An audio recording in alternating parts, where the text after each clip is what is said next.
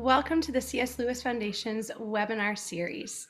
We are delighted to welcome you today for our conversation with Professor Simon Horobin. We'd like to thank our donors who make today's webinar and all the virtual and in-person gatherings possible. Thank you also to Matthew Clark and the Sweet Airs who wrote and performed Pilgrims on the Way, the song playing as you joined today. I'm Amber Saladin, the Arts and Ministry Director for the C.S. Lewis Foundation. Allow me a moment to introduce you to the C.S. Lewis Foundation. Inspired by the life and legacy of C.S. Lewis, we encourage and equip Christians to live out our faith in the world of ideas and the arts. The goal is for our programs to produce spiritually equipped and culturally literate Christians who are transformative in whatever area we may be called to serve. We meet in person in multiple locations around the US and the UK, including Lewis's home in Oxford, the Kilns, which we own and operate.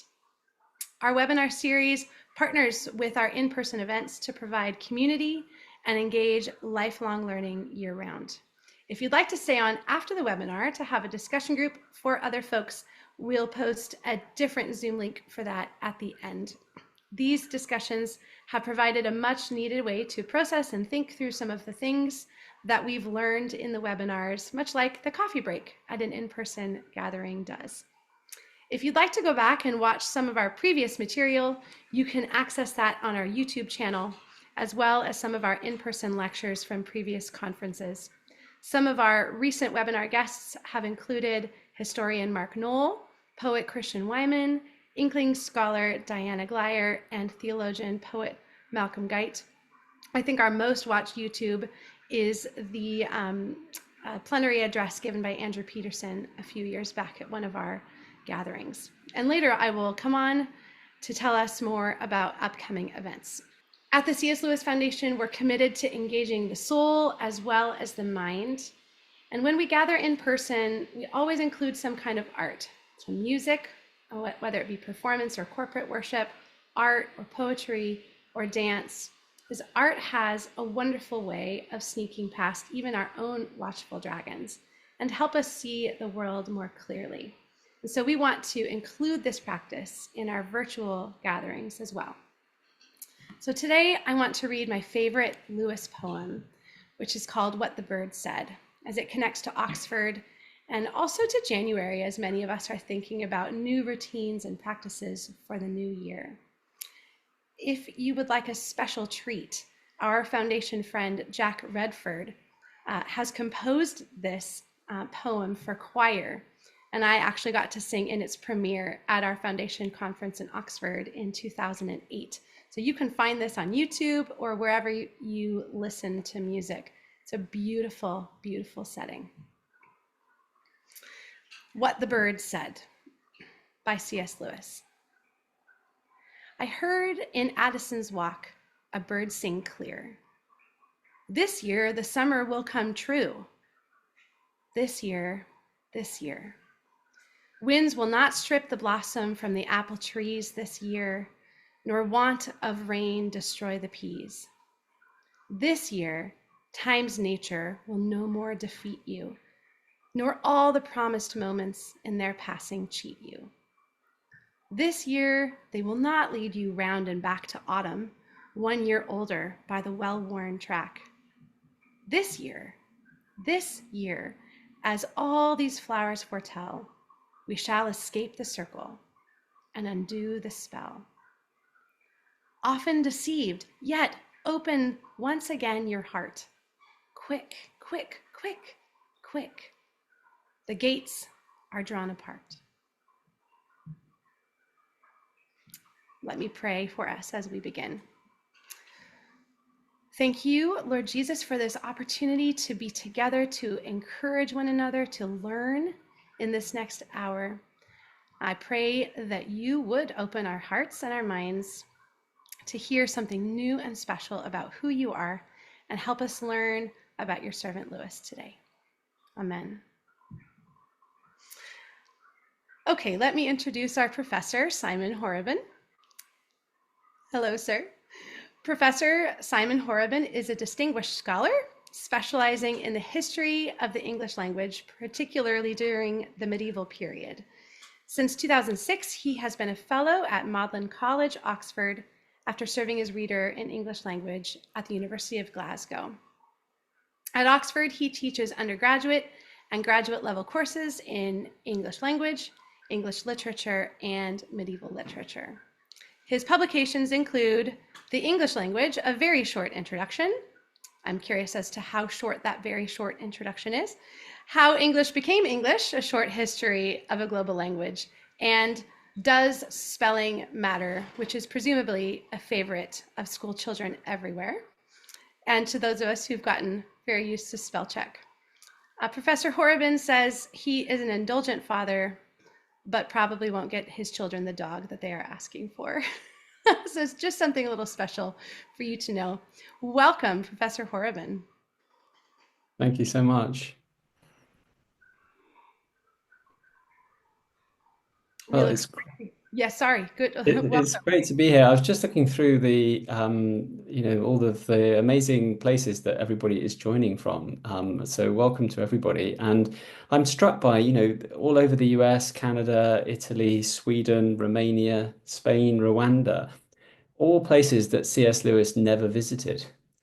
Because in fact, of course, he barely ever left Oxford.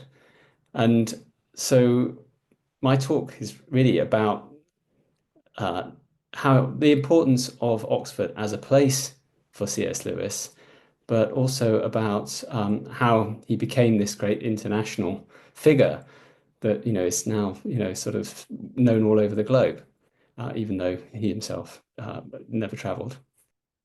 So this is talk really that comes out of the research that I did for my book, C.S. Lewis's Oxford. And the reason partly I was interested in writing this book is, of course, as Amber said, I am based at Magdalen College in Oxford, where I teach medieval literature and language, just as C.S. Lewis did. And so, one is constantly thinking about what Lewis's legacy is in the college and what it would have been like when he was there, what it would have been like to have been taught by him or to be his colleague in the college. But of course, although we associate him principally with Magdalen College and with English as a university subject, he didn't actually begin his academic career in either of those. In fact, he first came to Oxford in 1917 in April and joined University College a bit further down the high street, where he was studying what's called literae humaniores, the more humane letters, what most people would call classics.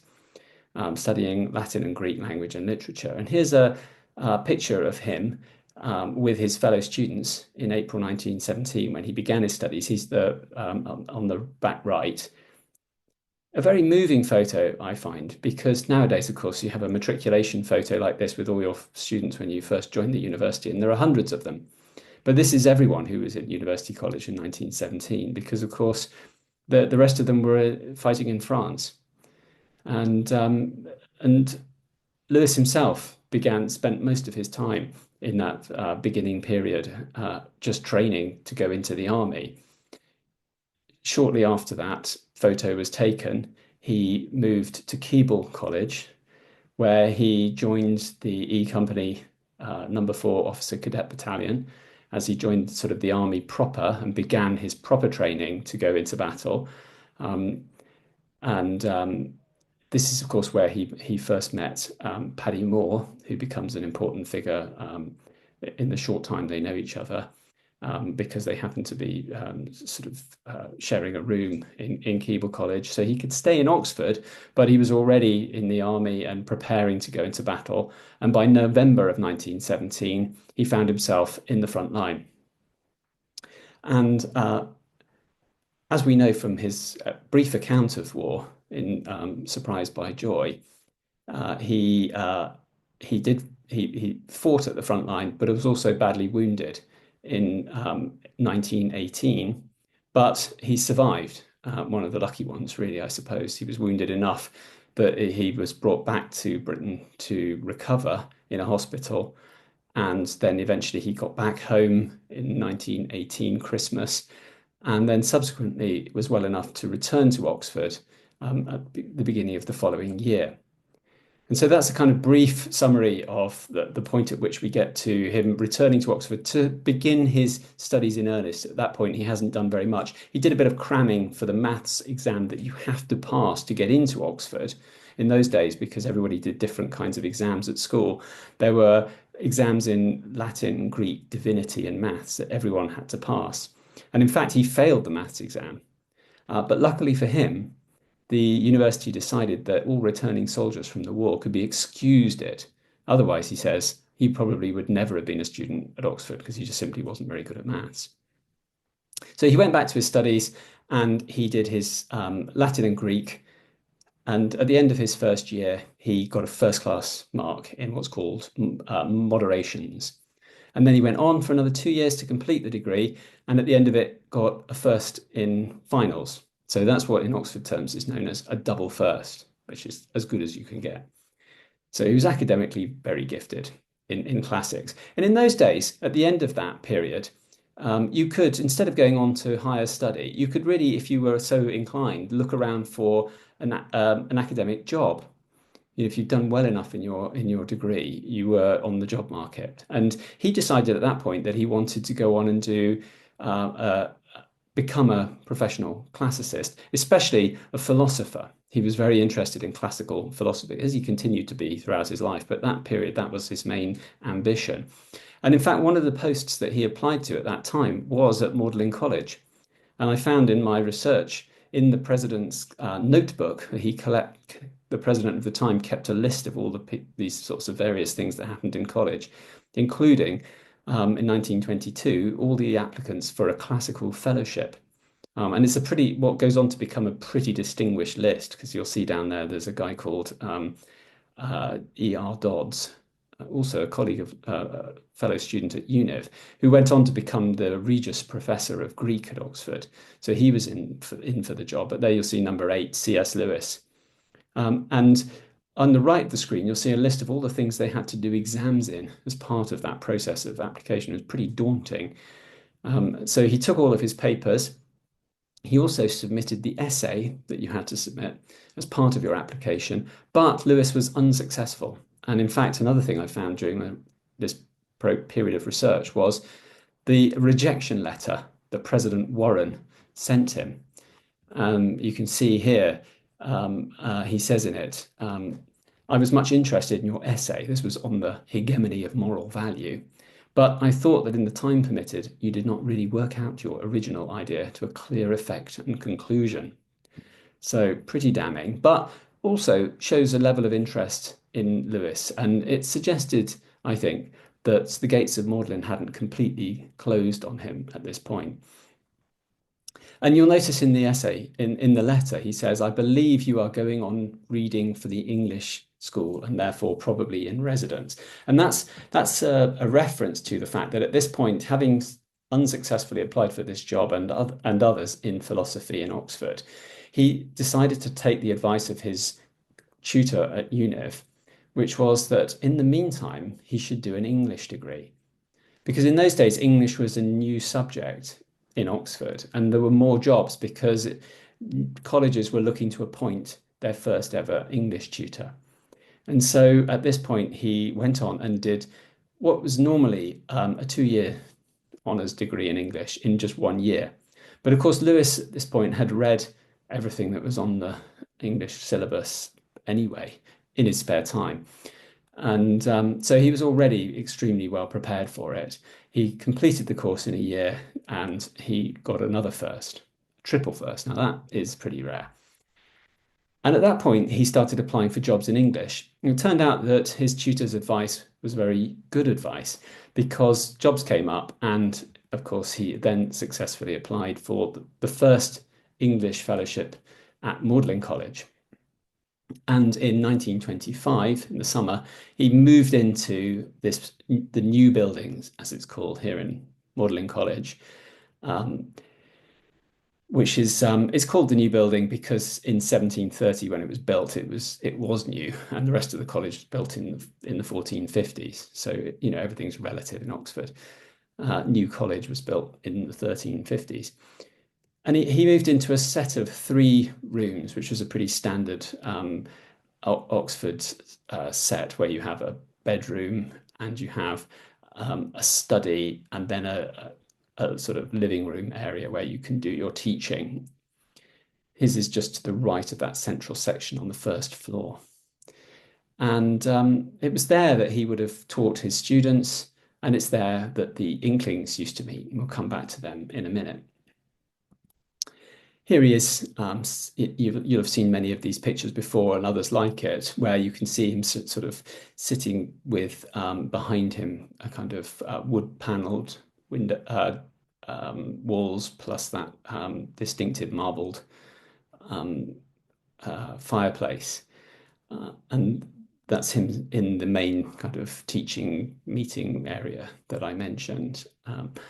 Incidentally, my rooms in Magdalen are in the same building, and I have a room exactly like that, just a sort of mirror image of it, which I do my teaching in, looking out over the deer park. So Lewis was very taken with his new surroundings and said to his father, it's just beautiful. It's like living in the middle of the countryside. And he would have lived full time at the beginning in these rooms. This is before he bought the kilns and then moved part-time to the kilns. And this is where he would have done all of his teaching. And as I said, one of the things I was interested in doing in this book was to find out what it would have been like to be taught by Lewis. And I think the answer is quite daunting. Of course, he was a man who knew everything, had read everything. And also in those days, the way a tutorial worked was it was a one-on-one between the student and the tutor. And you would turn up and you would simply begin by reading out the essay that you had prepared in advance while Lewis sat and listened to it. And many students recount the fact that because he was always smoking his pipe, you can see a whole series of pipes there next to him on his desk, then his face was usually wreathed in smoke. And so you couldn't even see from his expression whether whether it was going down well or not. And then at the end of the meeting, Lewis would begin to probe, asking questions, testing your knowledge of other authors, bringing different points of view to the argument. And that, again, I think was a pretty daunting prospect, although many people say how positive they found that. A mental spring cleaning is what one of his female students, he taught a lot of women during the Second World War, incidentally, and that's not been well known. I found many records in the women's colleges because, of course, the men were all away fighting. And so, they said how he never talked down to them, how he always treated them just like the male students, but that they really appreciated the kind of interrogation they got because they found it extremely invigorating. They wanted to be challenged in that way. They learned from it. And one example of a student who was taught by Lewis is a chap called Edward Snyders, who was at Magdalen just before the Second World War. And then he was called up and he became a fighter pilot. And he had a pretty amazing story. He went on to fly Mosquitoes with RAF Squadron 139, and he got captured and spent most of the war in the Stalag Luft 3 prisoner of war camp in Germany, trying to escape on several occasions. And every time he got caught, he was put in solitary confinement. And he said the thing that kept him going when he was in solitary confinement was his memories of being taught by Lewis and the stark beauty of Anglo-Saxon poetry. So that was obviously highly memorable. And in fact, Lewis wrote to him while he was in prison. And he says to him, don't forget, by the way, Snyders, to keep up your reading while you're in prison. And in fact, he sent him a reading list of all the authors that he should be reading to make sure he didn't fall behind when he returned to Oxford. And Snyders quite sort of reasonably wrote back and said, well, thank you very much, Mr. Lewis, but we don't have any of these books in the prison. And so Lewis started sending him copies of them and keeping up doing that all the way through the war so that he could continue his studies. Another person who left behind a fascinating record of his time studying with Lewis is Derek Brewer, who was a very distinguished Chaucer scholar and went on to become the Master of Emmanuel Cambridge. And he has a beautiful correspondence with Lewis. And in it, Lewis, I think, sums it up by saying to him, "The great thing is to be always reading, but not to get bored. Treat it not like work, more as a vice. Your book bill ought to be your biggest extravagance." So an inspiring teacher who had high expectations, but also saw it as a pleasure, not as a job. What was he like as a colleague? Well, here's a lovely picture that still hangs in our summer common room at Magdalen, where you can see Lewis with all of his fellow colleagues having dessert, passing around the port, the wine, the cheese, and the Turkish delight. Interestingly, even still today, we pass around Turkish delight here, and I always wonder whether it's that prompted Lewis to use it. In The Lion, the Witch, and the Wardrobe, he's the one on the far right, by the way. And there are a number of indications of Lewis that still of his kind of college life in various forms in college archives. One thing is his appearance in the college weights book. There's a weird tradition at Magdalen of weighing people at special occasions before they go into dinner. And Lewis, here you can see him being entered in the college weights book. He appears twice, and rather unfortunately for Lewis, one's right at the beginning of his time at Magdalen and one right at the end. So you can see exactly how much weight he put on during his time there. I will gloss over that. And then also he appears in the betting book. So as well as sitting around drinking port and eating Turkish delight, of course, he and his colleagues would be constantly debating academic points. He talks rather lovely about that in Surprised by Joy, that Magdalen in those days was something that it was a place where everything you wanted to know could be found out simply by asking your colleagues. But of course, you didn't always agree with them. And here we have a record of a disagreement with C.E. Stevens about whether the word eros appears in Homer's Odyssey. They staked a bottle of port on the outcome. And you can see that Lewis won. Mr. Stevens had to pay up.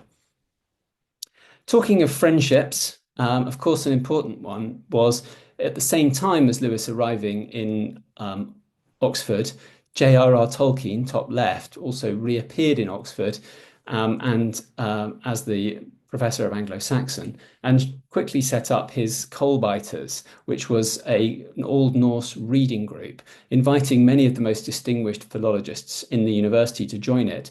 And Lewis was also a member. In fact, there's this lovely little invitation to a meeting of the Coalbiters that in Lewis's handwriting when they met in Magdalen on Odin's Of course, Lewis wrote the invitation in Old Norse. Odin's Wednesday, November the 20th at 8:30. So that's one of the ways in which, of course, he became friendly with Tolkien. There's a lovely letter from 1929 back to Arthur Greaves where he talks about staying up till 2:30 on Monday, talking to the Anglo-Saxon professor Tolkien, discoursing of the gods and giants and Asgard for 3 hours. Who could turn him out for the talk? For the fire was bright and the talk was good. So you can see that they were instant friends, really, because, of course, they were soulmates. They'd grown up reading the same materials. They were interested in the same things. Here's a society that Lewis himself set up in Magdalen to read philosophy and literature with students. And in 1930, Professor Tolkien came and read on privately constructed languages. So at that point, he's sharing with Lewis and his students some of the Elvish languages. And of course, the two of them used to meet regularly at the Eastgate Hotel and read to each other from their works in progress. Here we are in 1944. I saw C.S.L. this morning, heard 2 chapters of his Who Goes Home, a new allegory on heaven and hell. Obviously, that's what became the Great Divorce. And I read to him from Journey to the Crossroads. So we're now in The Lord of the Rings, or the New Hobbit book. And here he is reading to him from Shelob's Lair and the Choices of Master Samwise. So that developing friendship became one in which they shared their work in progress. And then, of course, it led to the famous agreement that they would write stories of time and space travel, which then prompted Lewis to write Out of the Silent Planet. And then Perelandra, the second in the series, and finally That Hideous Strength. So again, their friendship becomes critical to his the inspiration and his desire to write certain kinds of things. The Eagle and Child, of course, is where they met regularly on a Tuesday morning as the Inklings. That was more for gossip and chat and university business. It was really on a Thursday night in Lewis's rooms at Magdalen that the real business of the Inklings happened. This famous letter that you'll see on the right here is the signatures of all the people that were present at a dinner in Magdalen College when they ate a ham that had been sent by one of Lewis's American admirers. And it was at those meetings that Lewis read many of his, what went on to become his most famous works: The Problem of Pain, which was, of course, his first work of apologetics, Out of the Silent Planet, Screwtape Letters, Perelandra, and The Great Divorce, and where Tolkien, of course, read the new Hobbit book. And I've put that there because one of the things I discovered about Christopher Tolkien, who you'll see is signed up in this letter here on the right, seems an unlikely member of the Inklings because he was just a student at Trinity College at the time. But he was asked to come along to read from the new Hobbit book because his father was such a bad mumbler. And one of the things I discovered in the archives at Trinity College is that Tolkien was being taught at the time, Christopher was being taught by C.S. Lewis himself. You can see he gets paid there £8 for teaching Christopher Tolkien. And it's really, of all of those books, the Screwtape Letters that is the one that became popular outside the UK. And it's that, of course, that leads him to appear on the front of Time magazine, Oxford's C.S. Lewis, His Heresy, Christianity. This is in 1947, so it came out a few years before that in the UK. It took a bit of time to take off in the US. But when he appears here on the front of Time magazine with the little devil on his shoulder, he's Oxford's C.S. Lewis. But of course, this is what makes him C.S. Lewis of the world. This is what catapults him certainly to fame in America, and then from that throughout the world. And even in Britain, he began to become very famous at that point. And I've also added here another somewhat less well-known photo of him appearing in Vogue magazine, a great fashion magazine in Britain. I don't know how many Magdalen Fellows have ever appeared in Vogue, but I suspect not many. For some reason, best known to himself, C.S. Lewis decided to adopt this rather strange pose, and he's being photographed in his dressing gown. The new buildings in those days were famously extremely cold. There was a shortage of coal, and he therefore taught with his dressing gown on at all times. And nobody told him to take it off when it came to doing his photo shoot for the fashion magazine. And so that's the point and where I'm going to stop, because that's the point at where Oxford's C.S. Lewis becomes the world's C.S. Lewis. And I will then turn it over to questions. Thank you so much. That's a really funny point to end on. I had always kind of wondered why he was dressed like that in some of those images that have come from this. So it's great to get some context. And well, so we'll have everyone start participating in the Q&A. If you have a question, please use the Q&A button on the bottom, and we'll do our best to get to it as time allows. If you just have a comment or observation, or if you want to talk to each other, you can use the chat on the side, but try to keep those separate so they can make it easier for us to manage, and we'll appreciate that. We have one good question so far from Steve Hogren that I'd like to get to, but before we do that, I want to ask maybe one to lead into it about Lewis's work and legacy as an academic. Because I think probably everyone here is really familiar with his popular works and so on. But in speaking of him as a academic and as a tutor and as a scholar of medieval Renaissance literature, could you maybe tell us a little more, maybe for those that haven't read his academic books, kind of what his stance and stature and influence was in that world? Yeah, I think that's a good question. And I think so he made a number of major contributions. Of course, his first book was The Allegory of Love, or The Alligator of Love, as he came to call it, which, was a really important work about the medieval allegorical love poem. I would say it's not widely read today, but it is a very readable account by somebody who was extremely well read in all of that literature across all of the different languages. And one of the nice features about it is when he quotes something in a medieval language other than English, he translates it into medieval English, which is quite an unusual thing to do. Yeah. but then he also wrote his preface to Paradise Lost, which I think that has stood the test of time as a really intriguing and interesting introduction to that poem. And the one that I think most people probably still read today, and certainly hasn't been surpassed, is the Oxford History of English Literature volume on 16th century excluding drama, or Oh Hell, as it came to be known to Lewis, because it just took him so long to do, Mhm. because it was such a huge undertaking, because most of the material that he was reading was not actually edited. So he was sitting up there in Duke Humphrey's library in the Bodleian with the original 16th century printed edition and working his way through absolutely everything. And there is a lot of it, even Yeah. if you exclude the drama. And he read all of that and produced a book that is, I don't know, about 600 pages long and is incredibly readable Mhm. It's really and funny. That's highly provocative because it yeah. starts with new learning, new ignorance, and he calls the period the drab age and says that's not a term of that's not a value judgment. That's just a descriptive term, which is sort of slightly hard to take. But I think that has, because it's still an understudied period of English literature, and because he read so much of the material, that's still a really important volume, I think. And in fact, I have a student now who's finishing his PhD on that period. He's working on the drama of that period. Hmm. And he's decided to have a conference to coincide with the 100th anniversary of Lewis's coming to Magdalen, called The Drab Age. And so it's Hmm. a deliberate attempt to kind of respond to that term.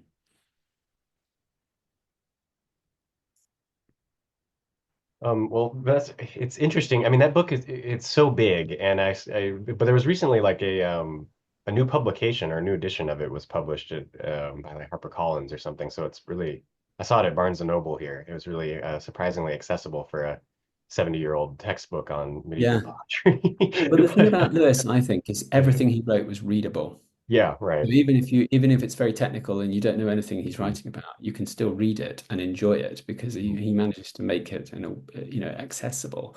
Mhm. Um, and there's wonderful moments like where he's talking about some translations from the Latin, and he comes across with things like the word puddle glum, Stygian puddle glum, Mhm. where you can see him, the way in which he draws on some of these obscure texts, and uses them later as inspirations for names for characters in Narnia.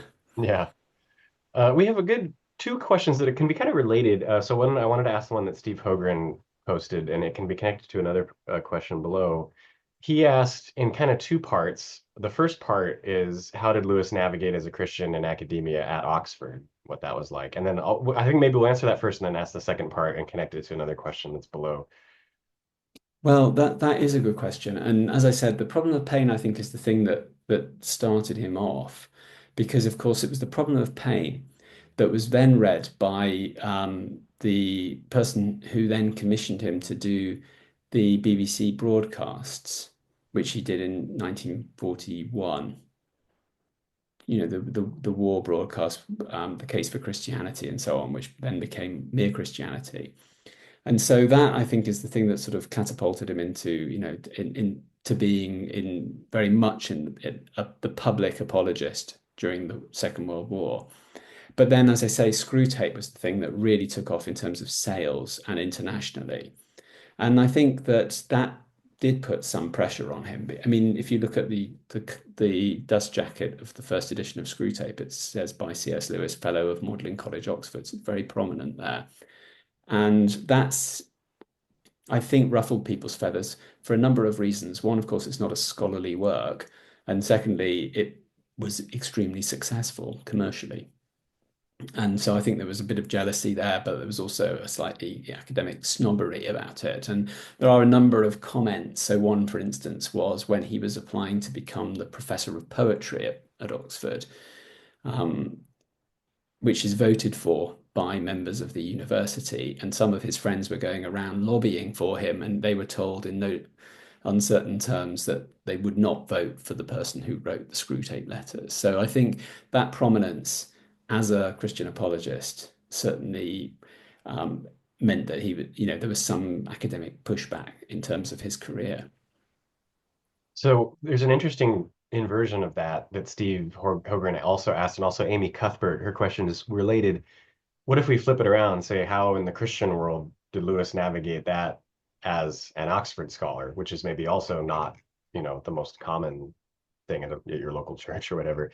Was it? And Amy asked that, is this Christian writing controversial and accepted in Christian circles as much as it was maybe for in the academic ones? Well, yeah.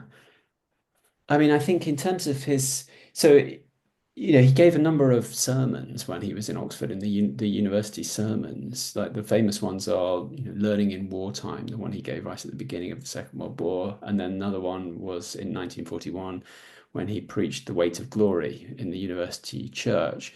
And so those are kind of, I think he was given a kind of, but that's within the kind of academic context. He was seen as as a sort of somebody who could give these kinds of sermons that were usually members of the church. But he also attended his own local church up by the kilns when he moved there in 1930. He started going to the Headington Quarry church, and I think there he was somewhat, less actively kind of involved in he said he wasn't involved in preaching, and I think took a somewhat sort of back seat in that regard. Of course, it was in that church during a sermon where he started to sort of drift off because he found the sermon not particularly interesting, that he had the first idea for the Screwtape Letters. He writes about it sort of coming to him fully formed while he's listening to the sermon. So that's interesting. But in the wider Christian church, it obviously varies. But one of the things he, I think, used was his friends and fellow Inklings as a kind of sounding board, because of course Tolkien was a Catholic. And so I think it was possible for him to get feedback from these people. And I think that's quite an important part of why Oxford is important for him, is that he had all these people that he could read material to and get a sense of what the potential objections might be. One of the things that Tolkien says about the Inklings is that they were, or it may be Lewis actually, but what they have in common is Christianity and a tendency to write. So they were not just fellow academics, they were fellow Christian academics, albeit not necessarily from the same denomination. And so they were giving that kind of feedback. And one of the things I think really struck me writing the book is that why Oxford is important for Lewis is not just because it's a great place and has beautiful buildings and all the things that we appreciate for it, but it was about the people. It was the like-minded people that he met there. And that's one example of that, is the Inklings as a kind of testing ground. I mean, Diana Glyer was mentioned earlier, and she obviously writes brilliantly on this. And I mean, I had the great experience of taking Diana into Lewis's old rooms for the first time after she'd spent, decades Mm, writing it. And that, mm. we just talked and thought about that. But it isn't just the place. It's obviously the people who were there. And Yeah, it's interesting. We had a similar conversation about this when we talked to Mark Knoll, because he wrote the book about C.S. Lewis's reception in America. And it was kind of similar, where he talked about how it was largely Catholics in the US that were kind of interested in him first, and then later on American evangelicals who tended to be his most prominent readers, were a little slower on the uptake with him than it was more later on that they got as interested in, which was really fascinating. mm, I can maybe see some parallels in what you were describing too. A related question that we get from Laura McCormick, I think, is a good connection to what you had brought up about him being turned down for the professorship in Oxford.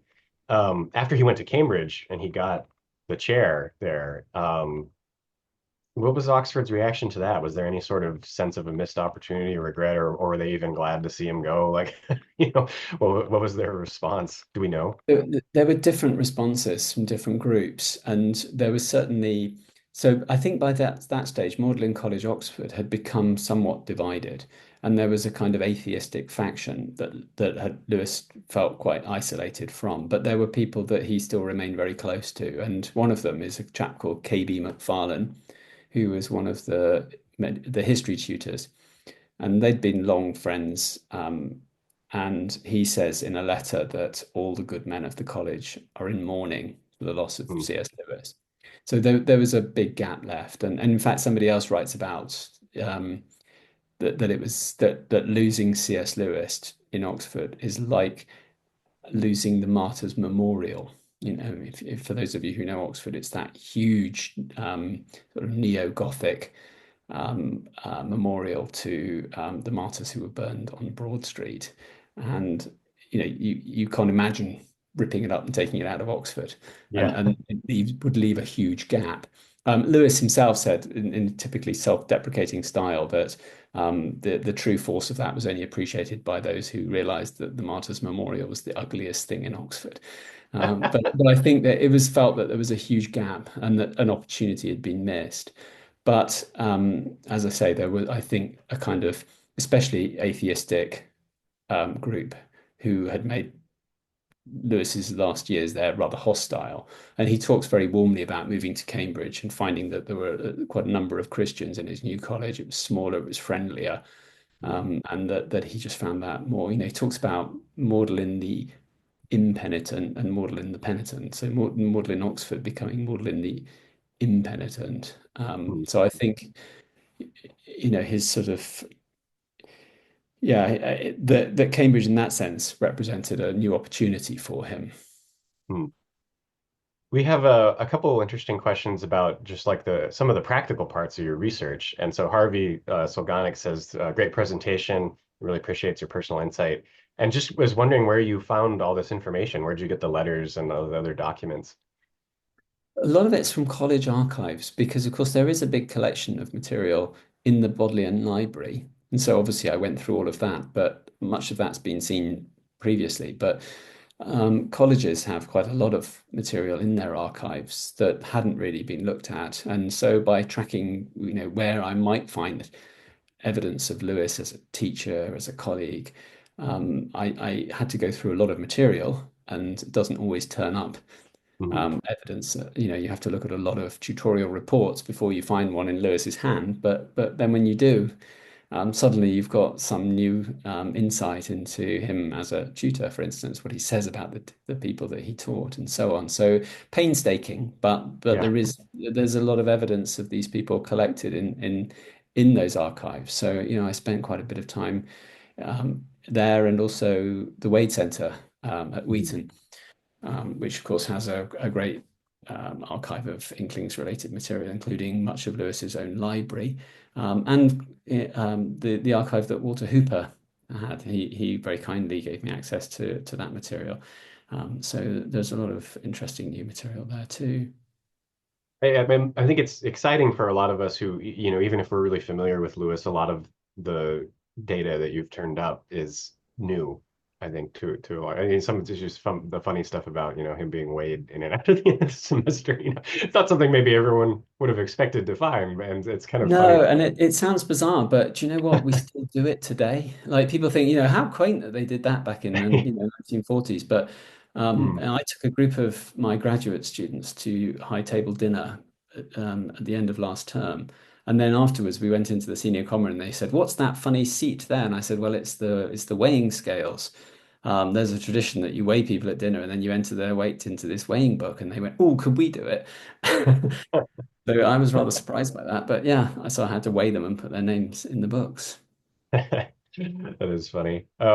Well, so related to what you've found, you were looking for evidence of Lewis as a teacher, and maybe were able to get a clearer picture in some sense of how the students felt about him. And so Nancy Kripe actually wanted to ask for a little more about that. Like, what else? What have you turned up to address that question? Like, what was it like to be his student? You talked about it a bit already in the talk, but is there some clearer picture that you got maybe of like his effectiveness and quality as a teacher? Well, one, I mean, I guess the main sort of the various types of insight I got, one of them is, as I mentioned, tutorial reports. So now, even now in Oxford, at the end of a term, we write a report on all of our students. It's a bit different today because we have to put it into an online database, which they then have access to. Whereas in Lewis's day, you just hand wrote it. It went to the senior tutor and the student would never see it. They could be a lot more candid in Lewis's day.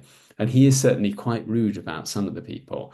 Um, Yeah. and, and, Yeah, there's and one of our other questions the same that there's stories of him getting a little cranky with some of the students at times yeah, too. exactly. I think especially when he was just appointed, So in Hmm. 1926, that kind of period, where he kept a diary as well, and that's quite insightful. But yeah, these are sort of, things like seems awake and listening, but otherwise no sign, and this kind of thing, where it's sort of um, somewhat despairing of some of his students' willingness to apply themselves. But I mentioned the diary, and there, of course, you get the account of him trying to drum Anglo-Saxon into um, the young poet laureate John Betjeman, who was one of Lewis's first students and was completely idle. And the two men did not see eye to eye at all. And in the end, Betjeman left without a degree at all. Hmm. So there were some students where it didn't work out. And I think that was as much Betjeman's fault. Although Yeah. Lewis in later years, because the two men did reconcile, and in later years he did say to Betjeman, I have as much to be apologetic about. I was rather a stern and young tutor in those days. So I think he could be quite rather formidable. And of course, he was such a brilliant scholar. I think he didn't quite understand it when other students couldn't work at that same pace. Hmm. So I think, yeah, in that sense, not everybody flourished under his tuition, but those who did, many of them went on to become, brilliant scholars in their own right. We have two questions that are kind of related, one from Christopher Ross and Eve Wells, somewhat similar about whether what Oxford is like today for, say Christian scholars, academics, or people that are interested in the same kind of things that Lewis was. What's the intellectual, spiritual life like for those that are there now? Mm. Well, we have a thing called the Developing a Christian Mind, which I don't know how well that's known outside Oxford, but that is actually a kind of program for graduate students in particular, but ones who want to try and unite their Christian interests with their academic interests, and that I think is doing something similar to what Lewis is was doing, and I've spoken about that, spoken at that a number of times about Lewis. So I think that there are programs that are interested in trying to, sort of think about the role of Christian faith within an academic context, as Lewis did. I mentioned that learning in wartime, which was, of course, a really relevant sermon for people who were just coming up to Oxford to begin their degrees at a time of, massive national crisis. So I think, yes, I think that there are programs that speak to exactly that, but of course it's very much a secular university today, and um, yeah, I wouldn't say that's a huge part of what's going on, but Mhm. there are such initiatives. Hmm. Yeah, it's interesting to connect, because I mean, how long it's been 80 years since, almost since he was there. It's really Mm. interesting to reflect on the time difference and what's similar and what's not. Yeah, I Um, mean, one other thing is that, I mean, in the book I talk about the Socratic Club, which is another thing, of course, that where Lewis was directly engaged in that sort of interface between faith and academic work, which was set up by one of the chaplains in Oxford, chaplain to the women students, because there was a demand from students for a group. There were lots of Christian groups in his time, but they were all for people who were already Christians. And she found a number of students coming to her saying, "Why isn't there a group for those of us who are just interested in finding out about Christianity?" mhm. So she set this group up to try and interrogate the sort of pro and cons of various aspects of the Christian faith. And they would attract speakers, and Lewis would preside over it. She invited Lewis to become the president of it. And he would often be a speaker at it, and he would Mhm. often lead the discussion after it. And they would often have a topic, science and religion, and they would have somebody speak for the Christian perspective and someone for the secular kind of atheistic perspective and debate it. And actually, we now have a group that's set up in Oxford that takes a similar perspective, is Hmm. directly kind of responding to Lewis's Socratic Club and have the Socratic conversations in a similar style to it. So, there's still a legacy there, but it's, by no means. I mean, those Socratic Club meetings were known to have, filled huge lecture Mhm. theatres with people sitting on the floors and standing up and sitting under pianos and on pianos. So, you know, they were really popular in those days. I don't think Yeah. they attract the same audiences today. But then, you know, that's the problem. Lewis was, you know, somebody would come along to hear Lewis. It's like his lectures were the same. You know, people packed Mhm. out lecture theatres because they wanted to hear Lewis. Hmm. One more question before we get to announcements, and I'm sorry we're not going to be able to get to everybody's. They're coming in faster than we can answer them. There's a lot of questions. This is a really interesting topic, and so before we get to the announcements, though, Josh Rodriguez asked one that I think is interesting. When you think about the location of Oxford, for those of us that have been there or lived there or haven't, there's always all sorts of events with music and exhibitions of painting and art and concerts and so on. And so Josh Rodriguez says that he is a musician and is curious about Lewis's participation or attendance to anything like this, or if he had a favorite kind of composer or painter and what his sort of connection was to the art scene that was in Oxford.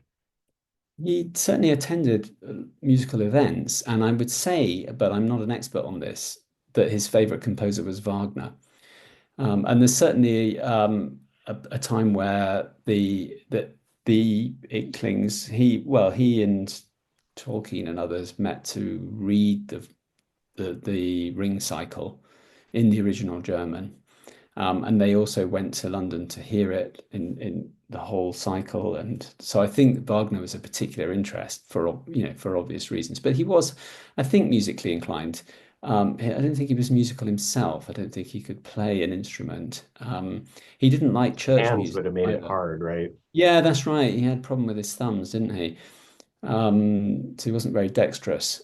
He didn't greatly like church music either, so he would often go to services that didn't have, where the organ would not play. So, he wasn't hugely musically inclined, I don't think. And the other thing about art, it's interesting, like one of the things I was able to discover from reading accounts and seeing pictures is that what he had on his walls were all sort of, Donizetti, Botticelli, these sort of, Renaissance masterpieces. That I found interesting as well. Some of them sort of rather erotic, and some of them sort of allegorical scenes of the planets, and all things that again is rather intriguing when you think about what he was writing about. Pictures of fawns and pictures of the planets. They're all rather intriguing when you think about the Narnia Hmm. stories. Thank you. Amber, I think we'll have come on for the announcements real quick. Having played the organ at Holy Trinity Headington Quarry, it's a bit underpowered, so I can see why he didn't really like it there. That's my small contribution to that. Hi, Simon and Chris. Thanks again for today's webinar. A couple announcements from me. First of all, I'd like to once again thank our partners and volunteers who make this webinar and our in-person events possible. Because of your generosity, we shine a spotlight on speakers who are living the legacy of C.S. Lewis in higher education, ministry, and the arts. Our goal is to equip and encourage Christians to live out their faith in the world of ideas and the arts, becoming more effective in influencing the culture around them for Christ. If you'd like to support these webinars or the work of the foundation, please consider making a gift today through our website, which you can find at cslewis.org. I'd like to announce two upcoming events. Firstly, our very special triannual Summer Institute is this year in 2025, in July this year in Belfast, Northern Ireland. We have, since 1998, either gone to Oxford or Cambridge or both. And this year we're making a special trip across the Irish Sea for a week-long conference in the city where C.S. Lewis was born and raised, and where he returned regularly for most of the years of his life. One of my very special Northern Irish friends, Judith Miller, is on today and has asked an interesting question, Simon, if you get to it, about whether or not C.S. Lewis saw himself as an Englishman. The theme of this conference is Returning Home, C.S. Lewis, Roots and Transformation. It's about equipping us by looking at the Christian journey as a whole while examining Lewis's own journey. What are the elements of our individual journeys? What should we expect from the journey? How do we deal with struggles along the way? How do we form community and engage the world for Christ? Each morning features two speakers, corporate worship, and whimsical interludes. The afternoons are filled with small group seminars taught by plenary speakers and other teachers where you can learn and connect with other attendees. And the evenings are spent enjoying artistic performances, a ceilidh, which is a country dance, and a hymn sing at Lewis's grandfather's church. Our speakers so far include Malcolm Guite, Alistair McGrath, John Lennox, Diana Glyer, and Kurt Thompson, among several others. In the last few weeks, we have added theologian and apologist Amy Orr Ewing, which we're very excited about. The conference will be hosted mostly at the Belfast Assembly Buildings, a very accessible place right in downtown Belfast, with other events at City Hall, Queen's University, the Titanic Museum, a hymn sing at C.S. Lewis's grandfather's church, where he was the vicar, and a closing service at St. Anne's Cathedral. We do offer a limited amount of scholarships, and these applications are due soon in early February. So be sure to forward the information to those who might benefit from a scholarship. Most of our attendees find out about our events through word of mouth, so do forward any emails or any social media along to your friends and bring them to Belfast with you. I'm bringing my father this time for the very first time ever. My second announcement is our next webinar, Thursday, February 27 at 5:30 p.m. Pacific, 8:30 Eastern, with Canadian poet D.S. Martin. Those are my announcements. Back to you, Chris and Simon. All right, thank you, Amber. We're just about out of time here, so we will have to wrap it up, I think, with a final comment, and then Amber will close us out in prayer. We're sorry, those of you, we didn't get to all of your questions. There were a lot. This topic clearly is very interesting to people. And so if you want to talk more about it, we do have the discussion groups after, and we'll put a link in the chat, or you can email Stephen Elmore, Stephen at cslewis.org to ask for the link if you can't get it. So feel free to join us for that, to keep talking about the topic. But I think to conclude, I'm curious from Professor Horobin, maybe a two-part thing I'd like to ask you to end on. One is just for everyone that is interested, maybe where can they look to find out more about Lewis's life beyond just his books that they've read? And then the second part, I'm curious about what your own biggest takeaway and kind of personal most important thing was in you researching him so much. Thank you. Am I allowed to say for the first one, read my book? I mean, oh yeah, please. Yeah. Well, yeah, we'll put a link for that so one on there too. I go in more detail about all of these things, but of course, if you want to read about Lewis's whole life, because mine does. I mean, the thing about C.S. Lewis is Oxford, he did spend much of his life in Oxford, so it is a kind of much of his biography is there. But of course, for the full life, you should read the Alistair McGrath biography and then go to Belfast in the summer and hear him speak about Lewis. He's amazing on that subject. My sort of takeaway, I think, is, and it's interesting thinking about Lewis's Belfast as well. Oh, going back to that question, did Lewis think of himself as British or English, or he thought of himself as Irish, I'm quite sure. And so go to Belfast and see and think about how important his Irishness was for him throughout his life, I think. But I also think that it's interesting. I mean, I suppose in the end, I reflect on why does place matter for Lewis so much? And I decided in the end that it isn't about the place necessarily. It was about the people. And of course, what Oxford did was it introduced him to the likes of Tolkien and Charles Williams and all those other people who were so important to developing him as a writer and as a thinker. And of course, Belfast's important for that too, because Arthur Greaves and his lifelong friendship with him. And there's that lovely bit in The Four Loves where he's talking about friendship. And he says, friendship is about that moment where you speak to someone and say, "What, you too? I thought I was the only one."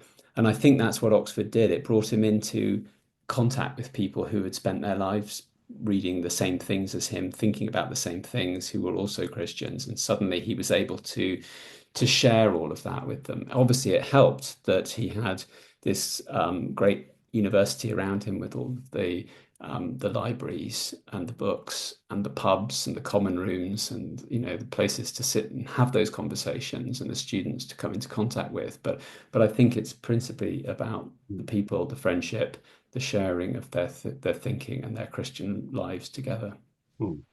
Yeah, I really appreciate that answer because I think a lot of, especially those of us who are not in the UK that are Lewis fans, there's a little bit of a Anglophilia that comes up with Oxford, and we really would like to be there to be a part of this. Mm, And the idea that that the place matters, but it's the people, is something that can happen anywhere, right? And so, yeah, that's it. You don't um, need the Eagle and Child to go and sit yeah, but we do in like the Eagle and Child here, yeah, yes. yeah, and sadly it's closed, but Yeah, it'll yeah. reopen again.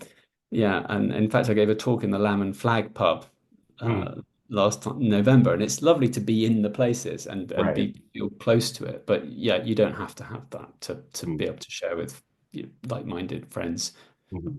You know, Well, thank you so much. It was great to hear from you. That was really interesting. The questions were great. Your answers were really informative. And we put a link for everyone who wants to learn more. There's a link to C.S. Lewis's Oxford, the book, in the chat. So please follow that if you'd like to buy it and read it and find out more.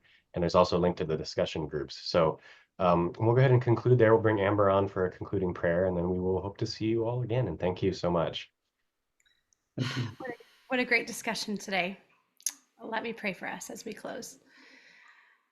Lord Jesus, we do ask that you would bring those people into our lives with whom we can deeply share our Christian walk and journey, as well as our intellectual interests and aspirations.